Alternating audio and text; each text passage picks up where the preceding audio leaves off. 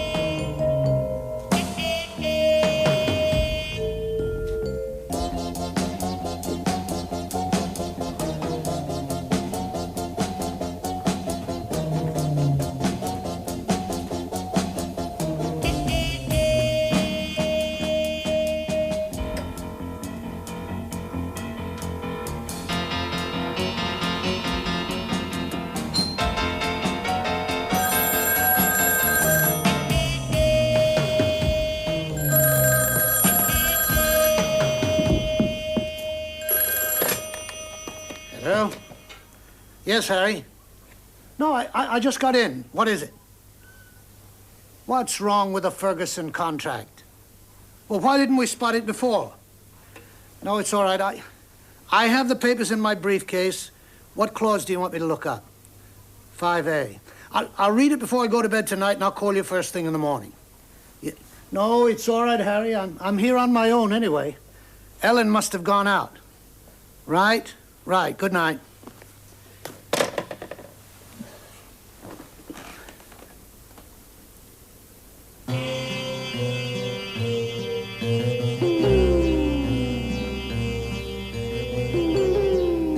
If you want my opinion, it won't be worth it. What do you want? Close the drawer. I said close the drawer. What are you doing here? I've come to kill you. Did you hear me? I heard you, yes. Did you say kill me? You seem to take it calmly. I admire that. Well, I'm calm because obviously there's been some mistake. No. But someone else, not me. There's been no mistake. Now, how did you get in here? What is this, a quiz show? I expected more from you. Well, I'm sorry to disappoint you. Now, I tell you, you've got the wrong man. No, somebody wants you dead. Why? I didn't ask. It doesn't matter to me. No? So, you've come to kill me. That's right. It's a pity to die in ignorance. Who hired you? Could you at least tell me that? Maybe I came on my own account. I don't think so. How do you know? I know my enemies, and you're not among them. My wife, she hired you. That's absolutely right. Ellen hired you. I suppose you know her motive? Same as yours, I expect. Money. I have a great deal of it, and she wants it. All of it. Could I get myself another brandy? Be my guest. How old are you? 57. In 3 months. Why? Your wife? 23. There you are. You were stupid to expect anything lasting, weren't you? I guess you're right. Tell you the truth, I expected a divorce in a year or two. An expensive settlement, but not death. Yeah, it surprised me a little that a clever man like you should have married her. Well, I thought I could manage her. Besides, she's beautiful, and I like beautiful things. What went on beneath the surface didn't interest me as much. You mean to say that unlike all the real estate you own, you bought her without checking the foundations? That's very good, Mr. Tell you the truth, it appears I have more interest in glass and cement than I have of people. Maybe because they interest me more. They last longer, for one thing, and they increase in value. People tend to depreciate. I don't have to tell you that. You're in business too, I see. You're clearly a professional. I assume you've killed before. Yes. And like every good professional, you enjoy your work. Yeah, I enjoy it. Ruthless, maybe, but I do enjoy it. Yes, buying and selling real estate can be ruthless too at times when people get in the way of progress. You've been in this room 5 minutes and I'm still alive. There's no hurry. Oh, I see. Then it's not so much the killing that gives you your kicks, it's the moments leading up to it. Very shrewd. Do I take it, as long as I keep you amused and entertained, I stay alive? Within a time limit. You're a professional killer, and yet you look like an educated man. I don't understand. Brought up on the wrong side of the tracks. Lower East Side. Drugs, prison, welfare. No regular job. It's a popular theme. You've seen it in the movies. I only go to the movies when I own them. How old are you? 28, 30? No, I only ask because sitting there you could pass for one of my young executives. I don't think you could afford me, Mr. Williams. We'll see. Another drink, Mr. How about, Smith? Yeah. All right, I'll have another drink. My glass is here. I'd like to watch you pour my drink.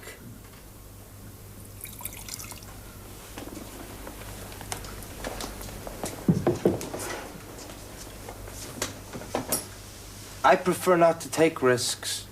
You knew there was a gun in that drawer. That was a risk, surely. Part of my pleasure, before the kill. Build up your hopes and take them away. Like taking a toy from a child. Sit down.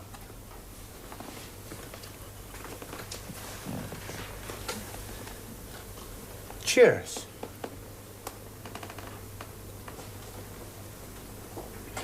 Well, here we are. You waiting to kill me and me waiting to be killed, and we're drinking the best brandy money can buy. It almost makes murder respectable. Oh, I see. A silencer. Well, that's very considerate. Nothing to disturb the neighbors. Looks like an expensive piece of equipment. You've come a long way from your Lower East Side. I've noticed you're wearing handmade shoes. You've noticed a lot about me. In business, it pays to know every detail about the people you deal with. Now, in the space of 10 minutes, I've learned a great deal about you. I wonder how much you know about me. Do you expect me to panic? Perhaps plead? Some do, yes. And you enjoy that, don't you? Before you pull that trigger, that feeling of intense power. But without that, you're nothing, are you? Whatever skills I have, Mr. Williams, and I have many, I taught myself.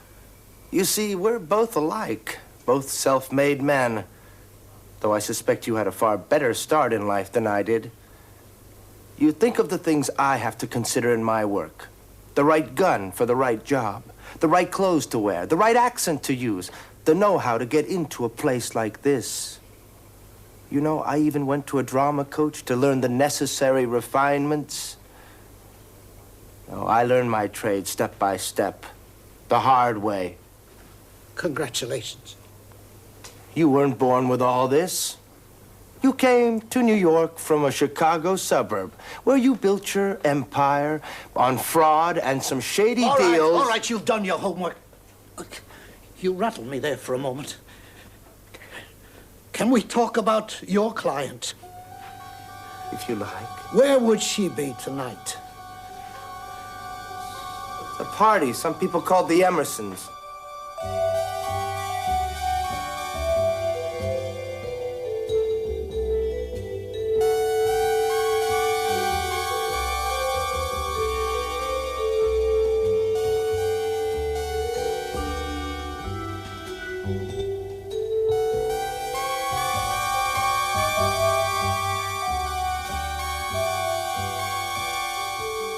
There'll be plenty of people to swear she never left their sight during the time of your murder. The Emersons. There's irony for you. Oh? It was at the Emersons I first met her.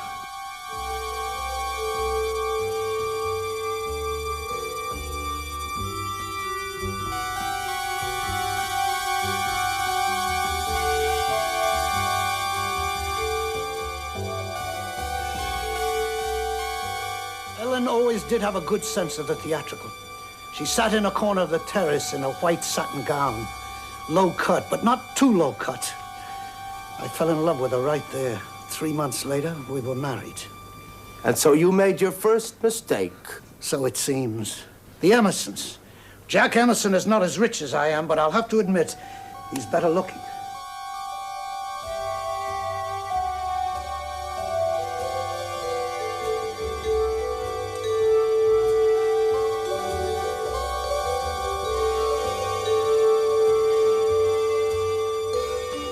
And I imagine you'll make it look as if I was shot by a burglar. You really want to know? Why not? It intrigues me. As I say, don't let me die without knowing all the thought and trouble you and my wife have taken over my death. Then I'll tell you. After I shoot you, I'll take the brandy glass and wash it and return it to the bar.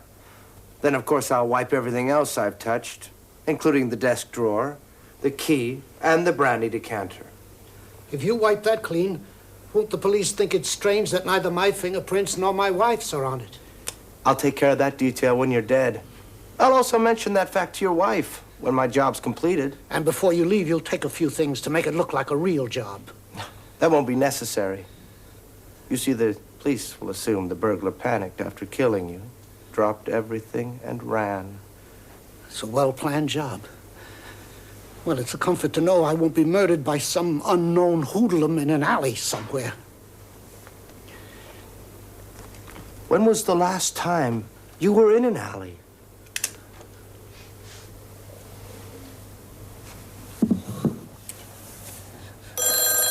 Leave it! I said leave it. You expecting a call? Harry Blair, he's a company attorney. There's a question about a contract. He knows I'm here. Well, whoever it was, it's too late now. Look, Mr. Smith, you see that painting there?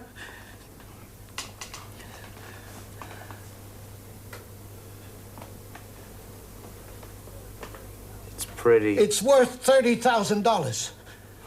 Oh, I'm tempted, but I'm not a fool, Mr. Williams. I don't want anything remotely connecting me with you. Oh, it's a good picture. I appreciate art, especially what it's worth, but not to the extent of going to the electric chair. Anyway, once I take a contract, that's it. It's a matter of professional pride. Of course, you know all about that. What are you waiting for, then? For me to show fear? They always do. And you enjoy that, don't you? They appeal to your humanity, and that, of course, is hopeless. Yes. And let me appeal to another instinct, greed. That painting, Mr. Smith, it's still worth $30,000. I already gave you my reasons for refusing your offer. Well, look at it. I won't move. No, go on, look at it. You appreciate art, so you say.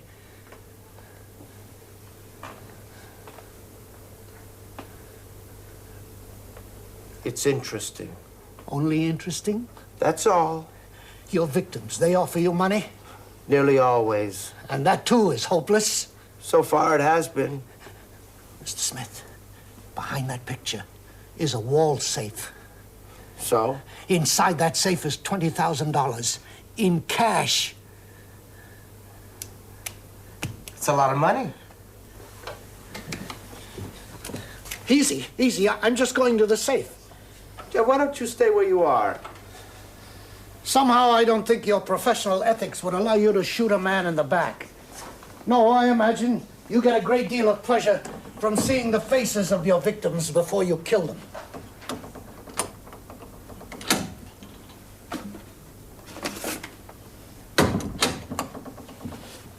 There you are, you see? $20,000 in old bills. Untraceable. I know Ellen didn't offer you that. Every man has his price. Is this yours? Oh, I see. You're a rarity, too. An incorruptible murderer. There, you see? Old receipts and cash checks, all completely valueless. What the hell do you think you're trying to do, huh? Tell me what? It gave me a chance of going to that wall safe and placing inside it your brandy glass with your fingerprints on it. That was your glass, not mine. I'm sorry it was yours. And I imagine the police will wonder what a brandy glass is doing in my safe. After all, it's not the place to put a glass, is it? And since this is going to be a case of murder, they'll have the intelligence to lift those fingerprints. I haven't taken my eyes off you. You couldn't have switched those glasses. You're wrong. You seem to have forgotten that at least twice you took your eyes off me to look at that picture. There, you see. You just did it again. Only for a second or two. It was time enough, and you know it. No, there wasn't time. You couldn't have switched those glasses. Your hand's shaking, Smith. Sit down. I said it was impossible. You couldn't have switched those glasses. Those glasses were next to each other. It was easy, I can assure you. You're lying. That was your glass, not mine. Well, then you're going to get a great surprise when the police come for you. I wonder how you go to the chair, Smith. Unlike your victims cringing at your feet, begging for mercy, offering you anything if you'll spare their lives. No, I imagine you said to yourself in bed at night, when my time comes, I shall die with professional calm and dignity. That's a common and comforting delusion, Smith. You'll probably have to be drugged, head shaved, dragged to the chair. Listen, you open that safe or I'll kill you. Believe me, I'll kill you. We both know you will kill me if I do open it.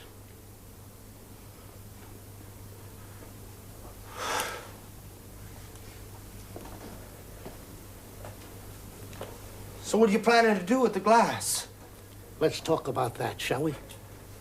Sit down. Please. Now, if you don't murder me, and somehow I don't think you will, I shall take that glass to a private detective agency and have the fingerprints reproduced as evidence. I'll place it in a sealed envelope along with instructions that in the event of my violent death, or even if it looks accidental or due to natural causes, that envelope will be forwarded without delay to the police. The rest will inevitably follow. That won't be necessary. I'll go out the way I came in. No. I now have a plan, and I insist on it being carried out. It will provide protection for my future. Why don't you go straight to the police? I have my reasons. Your wife. Yes? Your wife could hire somebody else to kill you. Yes, you're right. She could. With my glass in that safe, I could still be accused of your murder. I could still go to the chair. I imagine so. Yes, yes, you could. For a crime I didn't commit. Why don't you relax and have a cigar? No. They're the best. You still haven't answered my question. What question was that? Your wife could hire somebody else to kill you. I could still go to the chair. Unless, of course, she were unable to hire anyone. Unable to... You're not getting my point. You said my wife was at the Emersons? That's right. She said she'd be leaving at 11. 11? Good. That's good. Why? It gives us time. Time for what? For what I have in mind. I take it you don't know where the Emersons live. No. You've got exactly 45 minutes.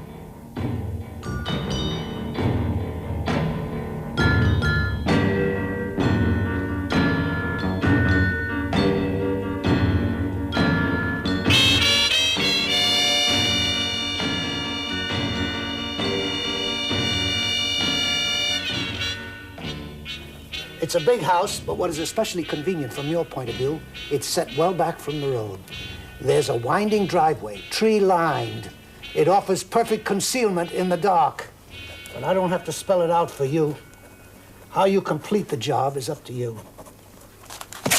Here's the address. Memorize it, and then I'll burn it.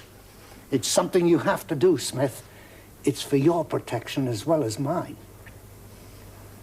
Where are you going to be at 11 o'clock?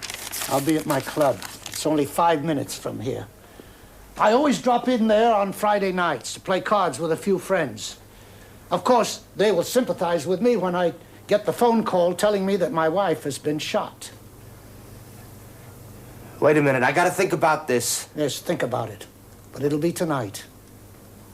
It must be tonight. I seem to have no choice.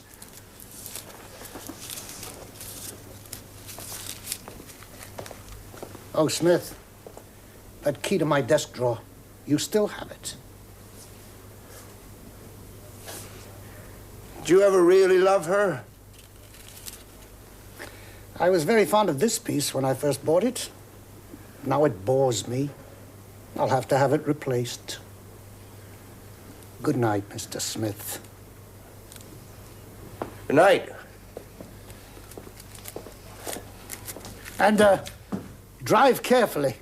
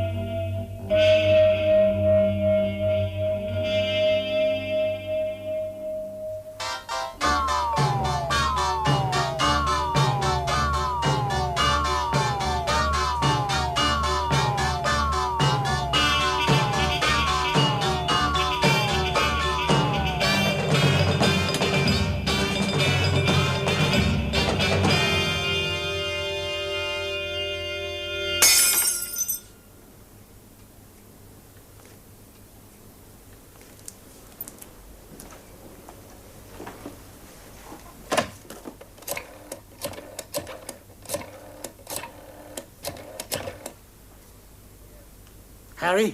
Gerry? I'm fine, thank you. I'm sorry to call you so late. I wonder if I could meet you at the club in 10 or 15 minutes? Yes. No, I was just going over the Ferguson contract, and I want to talk about it while it's still fresh in my mind. Yes. Oh, Harry, one other thing. I need something photographed. It's a valuable object. I want you to arrange it.